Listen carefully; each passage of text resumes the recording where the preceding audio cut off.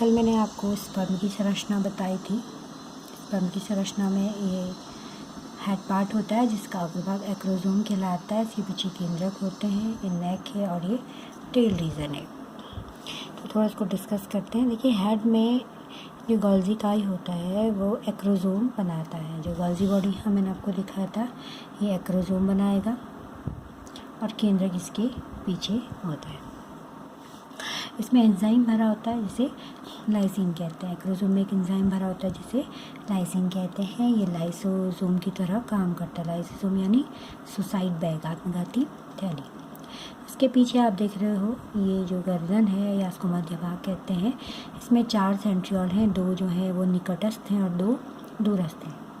दूरस्थ सेंट्रियोल से आप देख रहे हो अक्षीय तंतु निकल रहे हैं। ये अक्षीय तंतु पूंछ रीजन में जाके पूंछ बनाते हैं। इसके अलावा पूंछ में आप देखो माइटोकॉन्ड्रिया है जो स्पाइरली अरेंज है। ये माइटोकॉन्ड्रिया पूंछ को गति करने में मदद करते हैं। तो ये 3 भागों में बटा हुआ है, शीर्ष, मध्य भाग या गर्दन और पूंछ। पूंछ में 2 चीज़ें हैं, माइटोकॉन्ड्रिया और दूरस्थ सेंट्रियोल का अक्षीय तंतु। और शीर्ष में क्या है आपका एक्रोसोम और केंद्रक। इसके अलावा इसमें कुछ बिंदु हैं, जैसे शुक्रजनन नलिकाओं से शुक्राणुओं का बाहर निकलना स्पर्मिएशन कहलाता है। आप जानते हो कि जब शुक्राणु टेस्टिस में यहाँ बन जाते हैं शुक्रजनन नलिका में, तो यहाँ से ये बाहर निकलते हैं। इस घटना को हम स्पर्मिएशन कहते हैं। नेक्स्ट है शुक्राणु नर जनन तंत्र में क्रमानुकुंचन द्वारा गति करता है, यानी पूंछ के द्वारा ये मादा जनन तंत्र में गति करता है।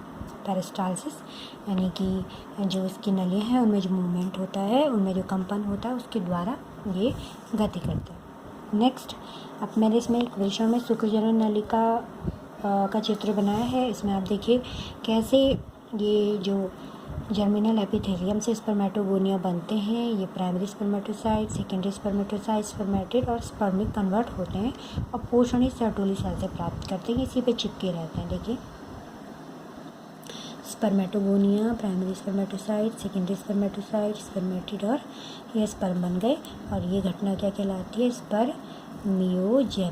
कल मैंने आपको बताया था। नेक्स्ट हम इसमें पढ़ेंगे नर जनन तंत्र में हार्मोनल नियंत्रण। हार्मोनल नियंत्रण में सबसे पहले कार्य करता है हाइपोथैलेमस।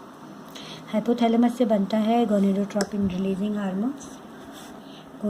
जो गोनेडोट्रोपिन रिलीजिंग हार्मोन्स हैं, ये अग्रपीयूष ग्रंथि में जाकर उन्हें गोनेडोट्रोपिन हार्मोन्स बनाने के लिए प्रेरित करते हैं। गोनेड का अर्थ यहाँ पे जनद से है। जनद यानी जो जननांग है, जैसे पुरुष में वृषण और स्त्री में अंडाशय है, तो गोनेड शब्द इसी से बना है, gonadotropin releasing hormone.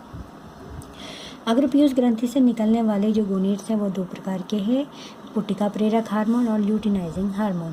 Luteinizing hormone का दूसरा नाम अंतराली कोशिकाएं प्रेरक हार्मोन भी है।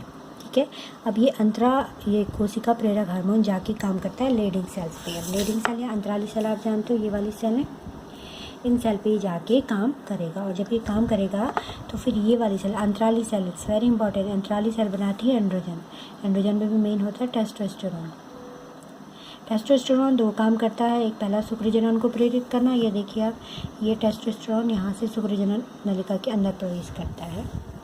ये टेस्टोस्टेरोन बने, ये शुक्रजनन नलिका के अंदर प्रवेश करेगा और यहाँ पर स्पर्मेटोगोनिया से प्राइमरी स्पर्मेटोसाइट्स आपका बनेगा। आप समझिए कि अग्रपीयूष ग्रंथि से बना ल्यूटिनाइजिंग हार्मोन, इसने वर्क किया लीडिंग हार्मोन, लीडिंग सेल्स पे। लीडिंग सेल ने टेस्टोस्टेरोन बनाया। टेस्टोस्टेरोन ने जाकर के शुक्राणु जनन की क्रियाओं को आरंभ करा। और दूसरा काम क्या? द्वितीय लैंगिक लक्षणों को उत्पन्न करना। सेकेंडरी सेक्सुअल कैरेक्टर जो मेल में होते हैं, आवाज़ का भारी होना, मूंछों का आना इत्यादि, ये लक्षण होते हैं। अब टेस्टोस्टेरोन जब अंदर जाता है तो ये जर्म एपिथेलियम से स्पर्मेटोगोनियम बनाता है और स्पर्मेटोगोनियम को प्राइमरी स्पर्मेटोसाइट्स में बदल देता है। अब आगे का काम कौन करता है? आगे का काम जो ये दूसरा हार्मोन बनता है, पुटिका प्रेरक हार्मोन। ये क्या करता है? प्राइमरी स्पर्मेटोसाइट्स को सेकेंडरी स्पर्मेटोसाइट्स में बदलता है। दूसरा, यही एफएसएच जाके सर्टोली सेल्स को प्रेरित करता है। सर्टोली सेल्स यानी ये वाली सेल्स बीच में है जो, इनको प्रेरित करता है। तो ये क्या करते हैं, ये प्राइमरी स्पर्मेटोसाइट्स को सेकेंडरी स्पर्मेटोसाइट्स में बदलते हैं, और जो ये FSH है इसने सर्टोली सेल को प्रेरित किया, तो ये फिर स्पर्मेटिड को स्पर्म में बदल देते हैं। मैंने तीनों यहाँ पे बनाए, फर्स्ट, सेकंड, थर्ड। फर्स्ट वाला काम करता है टेस्टोस्टेरोन फिर सेकंड वाले काम को शुरू करता है, सेकंड वाला काम करता है FSH, उसके बाद का काम करता है सर्टोली सेल्स, और सर्टोली सेल को कॉन्ट्रैक्ट करता है FSH।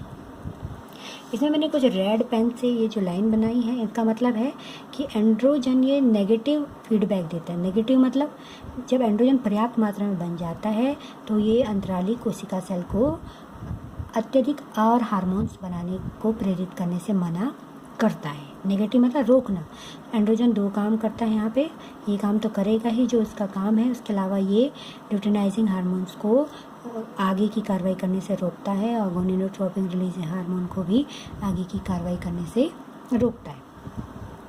इसी प्रकार ये सर्टोली सेल्स आप देखिए, ये तो स्पर्मियोजेनेसिस तो कर रही हैं, उसके अलावा ये इनहिबिन बनाती हैं, और ये इनहिबिन FSH को बनने से रोकता है। इसलिए रोकता है क्योंकि ये देखिए आप, ये स्पर्मेटिड से स्पर्म बनने में टाइम लगता है, इस बीच में जो टाइम लगता है तो इनहिबिन इनको रोक देता है कि नीचे से और पुटिकाएँ ना डेवलप हों, और प्राइमरी स्पर्मेटोसाइट्स या सेकेंडरी स्पर्मेटोसाइट्स ना बने, क्योंकि ऊपर कार्य हो रहा होता है। तो ये इसका एक आपका हार्मोनल नियंत्रण है। मैंने इसको भाषाबद्ध तरीके से इसमें लिख भी दिया है, आप इसको लिख सकते हैं, नोट्स मैंने इसके बना रखे हैं। तो इसमें बेटा अब इतना ही है, नोट्स मैंने इसमें लिख दिए हैं, और आप इनको पूरा करिए, आपका काम अभी काफ़ी छूटा हुआ है। तो आज के लिए मैं इतना ही आपको बताऊँगी। Thank you.